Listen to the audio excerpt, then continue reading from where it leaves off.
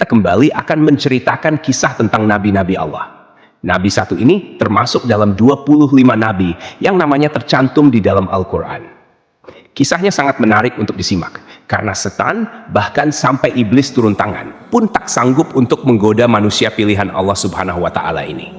Ditambah lagi, nabi ini seringkali dikait-kaitkan dengan tokoh Buddha. Banyak yang beranggapan bahwa beliau adalah sosok Siddhartha Gautama yang menjadi pendiri dari agama Buddha. Untuk itu, di video kali ini, kita akan membahas tentang kisah Nabi Allah Zulkifli alaihi salam. Assalamualaikum warahmatullahi wabarakatuh. Sobat beriman yang dimuliakan Allah. Alangkah lebih baik jika sahabat sekalian bantu channel ini terus berkembang dengan cara like, komen, dan subscribe. Semoga kita selalu dalam keadaan sehat walafiat, dipanjangkan rezekinya, dan dimudahkan urusannya. Amin ya rabbal alamin. Nama Nabi Zulkifli disebutkan hanya 2 kali di dalam Al-Quran, yaitu di dalam surat Syad ayat 48. Dan ingatlah kan Ismail, Ilyasa, dan Zulkifli. Semuanya termasuk orang-orang yang paling baik. Kemudian di surat Al-Anbiya ayat ke-85. Dan ingatlah kisah Ismail, Idris, dan Zulkifli. Semuanya mereka termasuk orang-orang yang sabar. Meskipun Zulkifli tidak disebutkan secara tegas dalam Al-Quran bahwa beliau adalah seorang nabi, karena di kedua ayat tersebut nama Zulkifli disebutkan dengan pujian bersamaan dengan para nabi lainnya. Maka para ulama dan sejarawan menyimpulkan bahwa Zulkifli juga seorang nabi. Menurut pendapat dari Imam Ibnu Katsir, di dalam kitab Tafsir Al-Quran Al-Azim, beliau menegaskan bahwa Zulkifli adalah seorang nabi, utusan Allah Subhanahu wa Ta'ala. Alasan beliau, tidak ada seorang pun yang namanya disebut dalam deretan nama nabi-nabi, kecuali dia adalah seorang nabi. Akan tapi teman-teman, ada pula beberapa ulama yang menyebutkan bahwa Zulkifli bukanlah seorang nabi. Akan tetapi, beliau hanyalah seorang yang saleh dan adil. Di antara sekian banyak ulama yang berpendapat demikian adalah Imam Ibnu Jarir At-Tabari. Teman-teman, Zulkifli bukanlah nama sebenarnya. Itu adalah sebuah julukan atau nama kehormatan yang diberikan untuk seseorang. Di dalam kitab Ibnu Katsir, nama asli dari Zulkifli adalah Basyar atau Bashar. Disebutkan juga di sana bahwa Nabi Zulkifli adalah putra dari Nabi Ayub alaihi salam. Jadi nasab beliau adalah Basyar bin Ayub. Nasab lengkapnya adalah Basyar bin Ayub bin Amus bin Tawaf bin Rum bin Aish bin Ishak bin Ibrahim al-Khalil. Beliau hidup sekitar abad ke-16 sampai abad ke-15 sebelum Masehi dan diutus Allah Subhanahu wa Ta'ala kepada suatu kaum yang bernama Arami atau Amori. Kaum ini adalah bangsa Romawi kuno yang tinggal di wilayah sekitar Damaskus, Suriah, dan Yordania. Di sanalah Nabi Zulkifli melanjutkan tugas kenabiannya dari ayahnya, yaitu Nabi Ayub. Ini adalah pendapat dari Imam Ibnu Katsir. Namun, para ulama lain ada yang berbeda pendapat tentang kapan masa diutusnya Nabi Zulkifli ini. Kalau menurut Imam Ibnu Jarir At-Tabari, Nabi Zulkifli adalah penerus dari Nabi Ilyasa, yang hidup sekitar abad ke-9 Masehi. Namun, antara Imam Ibnu Katsir dan Imam At-Tabari sama-sama menyebutkan bahwa Nabi Zulkifli adalah salah seorang raja di negeri Syam. Kisahnya begini, teman-teman. Ada sebuah negeri di Syam yang dipimpin oleh seorang raja saleh. Raja ini merupakan salah seorang nabi yang diutus Allah Subhanahu wa Ta'ala. Beliau bernama Raja Ilyasa atau Nabi Ilyasa. Ketika itu, Nabi Ilyasa sudah sangat tua dan beliau tidak memiliki anak laki-laki sebagai penerusnya. Maka ketika itu, Nabi atau Raja Ilyasa mengumpulkan rakyatnya di suatu tempat. Kemudian Nabi Ilyasa berkata, "Wahai kaumku, saat ini aku sudah sangat tua dan tidak memiliki pengganti di kerajaan ini. Aku akan menunjuk salah seorang di antara kalian untuk menjadi penggantiku selagi aku masih hidup dan agar aku bisa melihat bagaimana kerjanya. Siapa yang mau menerima 3 hal dariku, maka aku akan tunjuk dia sebagai penggantiku. Yang pertama, selalu berpuasa di siang hari. Yang kedua, selalu salat pada malam hari. Dan yang ketiga, dia tidak pernah marah seumur hidupnya." Makanya orang-orang dari kaumnya merasa tak sanggup melakukannya. Mereka pun saling tap-tap-tapan satu sama lain, berharap salah seorang di antara mereka ada yang tunjuk tangan. Namun, ditunggu beberapa lama, tak satu pun orang mau melakukannya ketika itu. Lalu, dari barisan belakang ada yang menyahut, "Saya, wahai Nabiullah." Suara itu berasal dari seorang laki-laki yang usianya masih sangat muda. Pemuda ini bernama Basyar.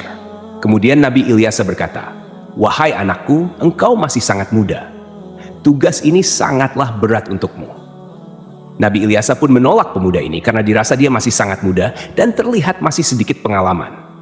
Keesokan harinya, di tempat yang sama dan dengan orang-orang yang sama, Nabi Ilyasa berseru hal yang sama lagi kepada kaumnya. Tapi tetap saja, ketika itu tak ada yang mau menerima tawaran tersebut, kecuali pemuda yang bernama Basyar. Dia kembali mengacungkan tangan, dan lagi-lagi Nabi Ilyasa menolaknya dengan alasan yang sama. Sampailah pada hari ketiga, Nabi Ilyasa berseru hal yang sama. Beliau berharap kali ini bukan hanya Basyar saja yang tunjuk tangan. Tapi ternyata teman-teman, sama seperti kemarin, ketika itu hanya Basyar yang tunjuk tangan dan menyanggupi segala persyaratan tersebut. Alasan detail Nabi Ilyasa menolak adalah karena selain dia harus menjadi raja yang menjamin kesejahteraan semua kaumnya, dia juga harus menjadi hakim yang adil, yang bisa berlaku bijaksana dalam memutuskan segala permasalahan kaumnya. Nah, karena Basyar ini masih sangat muda, Nabi Ilyasa khawatir dia tidak bisa berlaku adil dan bijaksana. Akhirnya, karena sudah 3 kali tidak ada yang mau, Nabi Ilyasa pun mengangkat Basyar menjadi raja sekaligus hakim. Namun, kegiatan yang dilakukan Basyar tetap dipantau oleh Nabi Ilyasa.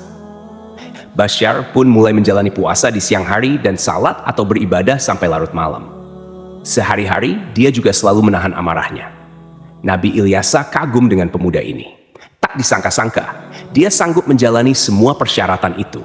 Dia juga luar biasa bijak dalam menyelesaikan segala masalah di dalam kaumnya. Nabi Ilyasa bangga kepada Basyar yang telah menepati janji-janjinya. Karena itu, Basyar diberikan julukan Zulkifli, yang artinya sanggup. Karena kesanggupannya menjalankan semua persyaratan. Ditambah lagi, dia selalu berlaku adil dan bijaksana. Sobat beriman yang dimuliakan Allah, kisah naiknya Zulkifli atau Basyar menjadi raja disampaikan oleh Imam Ibnu Katsir di dalam kitabnya yang berjudul Qisasul Anbiya. Hanya saja, nama rajanya berbeda, bukan Nabi Ilyasa, melainkan di sana dituliskan raja itu bernama Yasa. Lain halnya di dalam kitab Ibnu Jarir, beliau menuliskan bahwa raja pada masa itu adalah Nabi Allah Ilyasa. Seiring berjalannya waktu, Nabi Ilyasa pun meninggal dunia. Kini, Raja Zulkifli tak ada lagi yang memantau. Sepeninggal Ilyasa, Nabi Zulkifli memimpin negeri Syam dengan sangat baik. Zulkifli sangat mementingkan urusan rakyatnya daripada urusan dirinya dan keluarganya. Beliau memegang teguh janjinya untuk selalu berpuasa di siang hari, beribadah di malam hari, dan tak pernah sekalipun marah. Zulkifli selalu sabar dalam keadaan apapun. Di sisi lain, iblis melihat kesalehan dan kebaikan Nabi Zulkifli dalam memimpin rakyatnya, serta begitu kuatnya dia memegang janji. Maka, iblis pun tak tinggal diam. Kemudian, iblis mengutus tentaranya, yaitu setan-setan yang sangat kuat, untuk menggoda Zulkifli supaya minimal goyah sedikit keimanannya. Berkali-kali iblis mengutus setan untuk menggoda, berkali-kali pula mereka gagal. Tak ada satupun setan yang berhasil menggoda Nabi Zulkifli ini. Akhirnya, iblis berinisiatif untuk turun tangan langsung menggoda Nabi Zulkifli. Dia pun mulai mencari waktu yang tepat. Teman-teman, di dalam kerajaan Nabi atau Raja Zulkifli ini, setiap harinya beliau sibuk dengan urusan kerajaannya. Setiap hari, jadwal beliau dari pagi sampai siang adalah berangkat ke pengadilan di negeri itu untuk menjadi hakim dan menyelesaikan masalah-masalah rakyatnya. Kemudian, persidangan dilanjutkan kembali setelah beliau bangun. Persidangan berlangsung hingga sore atau malam hari. Malam harinya, beliau beribadah dan berdoa sampai larut malam. Keesokan paginya, beliau kembali ke persidangan. Begitulah rutinitas yang dilakukan Nabi Zulkifli setiap harinya. Zulkifli benar-benar merupakan figur seorang raja yang memuliakan seluruh rakyatnya. Melihat kesalehan Nabi Zulkifli, iblis pun mencari peluang untuk menggoda beliau. Kali ini, iblis berniat membuat Nabi Zulkifli marah, agar beliau melanggar janjinya kepada Nabi Ilyasa untuk tidak marah sama sekali. Akhirnya, pada suatu hari, iblis datang menemui Nabi Zulkifli dengan menyamar sebagai seorang kakek tua renta dan miskin. Hari itu, Nabi Zulkifli sedang merasa sangat lelah. Ketika jam istirahatnya tiba, beliau segera pulang lebih awal untuk tidur siang. Baru saja beliau hampir terlelap, iblis yang menyamar sebagai kakek tua mengetuk pintu kamarnya. Dari dalam kamar, Nabi Zulkifli bertanya, "Siapa itu?" Iblis menjawab, "Aku orang tua yang teraniaya." Nabi Zulkifli pun bangun dan membukakan pintu. Iblis kemudian mengarang cerita, mengaku bahwa ia mengalami banyak perlakuan semena-mena dari kaumnya. Ia terus bercerita panjang lebar, hingga waktu istirahat Nabi Zulkifli habis. Meski kelelahan, Nabi Zulkifli tetap mendengarkan cerita itu dengan sabar. Ketika tiba waktunya untuk kembali ke persidangan, Nabi Zulkifli berkata, "Wahai paman, engkau bisa meneruskan ceritamu nanti. Datanglah ke tempat persidangan sore ini. aku akan membantu menyelesaikan masalahmu di sana." Nabi Zulkifli pun kembali ke persidangan dan menjalankan tugasnya sebagai hakim. Namun, ketika sore tiba, kakek tua itu tidak kunjung datang. Nabi Zulkifli menunggu hingga malam hari, tetapi kakek tua itu tetap tidak muncul. Beliau pun pulang ke rumah dengan pikiran bahwa mungkin kakek tua itu akan datang esok hari. Keesokan harinya, Nabi Zulkifli seperti biasa duduk di persidangan untuk menyelesaikan permasalahan rakyatnya. Beliau menunggu hingga siang, tetapi kakek tua itu tetap tidak datang. Ketika waktu istirahat tiba, Nabi Zulkifli menutup sementara majelisnya dan pulang untuk tidur siang. Namun, baru saja beliau tertidur, kakek tua yang sama kembali mengetuk pintu. Nabi Zulkifli membuka pintu dan berkata dengan lembut, "Wahai paman, bukankah sudah kukatakan padamu kemarin, datanglah ketika aku di persidangan. Aku akan menyelesaikan masalahmu di sana." Namun, kakek tua itu kembali mengarang cerita, berbicara panjang lebar hingga waktu istirahat Nabi Zulkifli habis untuk kedua kalinya. Meski sangat lelah, Nabi Zulkifli tetap sabar. Beliau berkata, "Wahai paman, datanglah ke majelisku sore ini. Aku akan menunggumu di sana untuk menyelesaikan masalahmu." Kakek tua itu pergi dan Nabi Zulkifli kembali ke persidangannya. Karena tak sempat istirahat, beliau tampak sangat lelah dan mengantuk. Ketika sore tiba, Nabi Zulkifli mencari kakek tua itu di tempat persidangan. Tetapi kakek tua itu tidak datang lagi. Nabi Zulkifli berdoa kepada Allah Subhanahu wa Ta'ala agar diberikan kesabaran dan keteguhan hati, sehingga beliau tidak marah. Pada hari ketiga, ketika waktu istirahat tiba, Nabi Zulkifli pulang dengan cepat. Hari itu, beliau merasa sangat lelah, bahkan lebih lelah dari hari sebelumnya. Sebelum beristirahat, Nabi Zulkifli mempesan kepada para pengawalnya dan seorang anggota keluarganya, "Jangan biarkan siapapun mendekati pintu ini. Aku ingin tidur. Hari ini aku sangat lelah." Baru saja Nabi Zulkifli tertidur, iblis yang menyamar sebagai kakek tua kembali datang dan mengetuk pintu. Namun, penjaga pintu dengan tegas berkata, "Hai paman, raja sedang istirahat. Beliau tidak ingin diganggu." Kakek itu berusaha memaksa masuk dengan alasan, "Aku sudah memiliki janji dengan raja untuk bertemu hari ini." Namun, penjaga tetap tidak mengizinkannya dan memintanya menunggu hingga waktu istirahat selesai. Iblis pun pergi, tetapi kemudian dia menemukan sebuah lubang di atas kamar Nabi Zulkifli. Melalui lubang itu, iblis memanjat dan masuk ke dalam kamar Nabi Zulkifli yang sedang tertidur. Iblis mendekati Nabi Zulkifli untuk membangunkannya, dengan tujuan membuat beliau marah. Saat terbangun, Nabi Zulkifli melihat kakek tua itu dan bertanya, "Hai paman, apa yang kau lakukan di kamarku? Bukankah aku telah menyuruhmu untuk menemuiku di persidangan?" Hampir saja Nabi Zulkifli marah, tetapi beliau menahan amarahnya dengan sekuat tenaga. Melihat Nabi Zulkifli tetap sabar, iblis merasa putus asa. Lalu iblis berkata, "Wahai raja, coba lihat aku. Apakah engkau tidak mengenali siapa aku?" Nabi Zulkifli memperhatikan lebih jelas dan berkata, "Engkau pasti musuh Allah." Kakek tua itu menjawab, "Benar, aku adalah iblis. Engkau membuatku tak berdaya dalam segala hal. Aku melakukan ini semua untuk membuatmu marah agar kau melanggar janjimu." Namun, iblis akhirnya menyerah karena tidak berhasil membuat Nabi Zulkifli marah. Lalu ia pergi meninggalkan kamar tersebut. Cobaan dari kaum yang menentang. Selain gangguan dari iblis, Nabi Zulkifli juga menghadapi cobaan lain berupa pemberontakan dari sebagian kaumnya. Beberapa orang dari kaumnya menentang kekuasaannya dan berencana menghancurkan kerajaannya. Mereka bahkan ingin Nabi Zulkifli turun dari jabatannya sebagai raja. Melihat situasi ini, Nabi Zulkifli mengumpulkan pasukannya untuk melawan para pemberontak. Sayangnya, sebagian besar kaumnya enggan ikut berperang karena takut mati di medan perang. Mereka memberikan syarat yang hampir mustahil, yaitu jaminan bahwa mereka akan tetap hidup dan tidak terbunuh selama pertempuran. Nabi Zulkifli pun berdoa kepada Allah Subhanahu wa Ta'ala, memohon agar seluruh pasukannya diberikan keselamatan. Dalam pertempuran yang berlangsung sengit, doa Nabi Zulkifli dikabulkan oleh Allah. Tidak ada satupun anggota pasukannya yang gugur dan pasukan Nabi Zulkifli berhasil meraih kemenangan. Keberhasilan memimpin kerajaan. Setelah kemenangan itu, kerajaan Nabi Zulkifli menjadi lebih tentram dan sejahtera. Nabi Zulkifli memimpin dengan keadilan dan kebijaksanaan, menjalani hidup dengan sederhana, serta selalu mementingkan kesejahteraan rakyatnya. Beliau dikenal sebagai pemimpin yang sabar, tidak pernah marah, dan selalu memegang teguh janjinya. Dalam tafsir Imam At-Tabari, disebutkan bahwa Nabi Zulkifli adalah penerus dari Nabi Ilyasa. Namun, sebagian ulama lainnya meyakini bahwa Nabi Zulkifli adalah orang yang sama dengan Nabi Yehezkiel, yang dimakamkan di Babilonia, di sebuah tempat bernama Al-Kifl, yang kini berada di kawasan Irak. Abdullah Yusuf Ali dalam The Holy Quran menyebutkan bahwa kata Kifli adalah bentuk Arab dari Yehezkiel, yang berasal dari bahasa Ibrani. Berdasarkan pendapat ini, Zulkifli bukanlah sebuah julukan melainkan nama asli.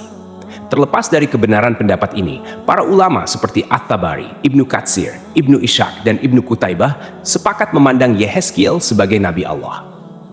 Ibnu Katsir bahkan mengisahkan Nabi Zulkifli dan Nabi Yehezkiel sebagai dua cerita yang berbeda. Artinya kedua nabi ini dianggap sebagai tokoh yang berbeda. Ada pula perdebatan panjang yang menyebutkan bahwa Zulkifli adalah sosok Buddha Siddhartha Gautama, seorang tokoh yang diyakini sebagai pendiri agama Buddha. Siddhartha Gautama diperkirakan hidup antara abad ke-6 hingga ke-4 sebelum Masehi. Beberapa pendapat menyatakan Buddha adalah Nabi Zulkifli. Ada juga yang menghubungkannya dengan Nabi Idris, dan bahkan ada yang menyebut Buddha adalah Nabi Khidir. Pendapat ini salah satunya didasarkan pada anggapan bahwa kata Kifli adalah bentuk Arab dari kata Kapil, kependekan dari Kapila Wastu, yaitu ibu kota Sakya dan tempat tinggal Siddhartha Gautama sebelum meninggalkan istana. Salah satu pendukung teori ini adalah Hamid Abdul Qadir dalam karyanya Buddha the Great, His Life and Philosophy.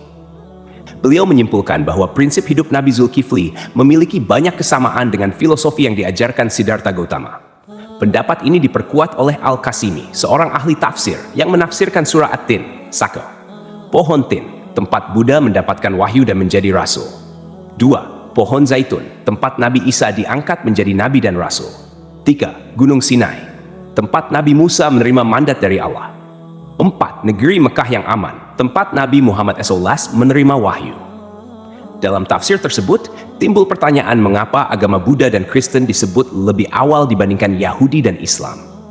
Ibnu Taimiyah menjelaskan bahwa hal ini karena agama Buddha berada lebih jauh dari kebenaran, kemudian Kristen dan Yahudi lebih mendekati, sedangkan Islam disebut terakhir karena kesempurnaannya. Namun, ada juga pendapat lain yang menghubungkan Buddha dengan Nabi Khidir. Dalam Al-Milal wa An-Nihal yang ditulis oleh Asy-Syahrastani, dijelaskan bahwa jika ajaran-ajaran Buddha benar, maka ia memiliki banyak kesamaan dengan Nabi Khidir. Adapun pendapat yang menyatakan Buddha adalah Nabi Idris didasarkan pada beberapa kesamaan, seperti aturan memakai jubah kebikuan. Dalam kitab Mustadrak Al-Hakim dari Ibnu Abbas, dikatakan bahwa Nabi Daud adalah seorang pembuat perisai, Nabi Adam seorang petani, Nabi Nuh seorang tukang kayu, Nabi Idris seorang penjahit, dan Nabi Musa seorang penggembala. Sementara itu, Siddhartha Gautama yang dikenal sebagai Buddha adalah seorang pangeran, putra Raja Sudodana. Pada usia 7 tahun, Pangeran Siddhartha memiliki 3 kolam bunga teratai, yaitu kolam bunga teratai biru, Upala, kolam bunga teratai merah, Paduma, dan kolam bunga teratai putih, Pundarika. Kata Atsidar, Sidra, atau Sidar yang merujuk pada makna bunga teratai menjadi hal yang patut diperhatikan, terutama bila dikaitkan dengan Nabi Idris. Kisah sang Buddha yang mencapai kesempurnaan menuju nirwana dianggap memiliki kesamaan dengan Nabi Idris yang mencapai surga Allah tanpa melalui kematian. Pada suatu malam, Pangeran Siddhartha memutuskan meninggalkan istananya dan menjalani hidup sebagai seorang pertapa. Di usia 40 tahun, beliau dikatakan diangkat sebagai nabi. Sebagaimana nabi-nabi lainnya, Buddha Gautama juga meramalkan kedatangan Nabi Muhammad SAW. Dalam ajarannya, ia menyebutkan tentang Buddha Maitreya. Aku bukanlah satu-satunya Buddha. Selepas aku akan lahir seorang Buddha lagi yang dikenal dengan nama Maitreya. Dia akan memiliki banyak sifat-sifat mulia dan utama. Sejarawan Muslim bernama Al-Biruni yang pernah tinggal bertahun-tahun di India mencatat dalam kitabnya Al-Hind bahwa para penganut Buddha di India tidak menganggap Buddha sebagai Tuhan, melainkan hanya seorang nabi. Demikianlah kisah Nabi Zulkifli yang dihubungkan dengan Siddhartha Gautama. Semoga kisah ini bermanfaat. Mohon maaf atas segala kekurangan. Yang benar datangnya dari Allah SWT, sedangkan kekhilafan berasal dari saya sebagai manusia biasa. Sampai jumpa pada kisah-kisah seru lainnya. Wassalamualaikum warahmatullahi wabarakatuh.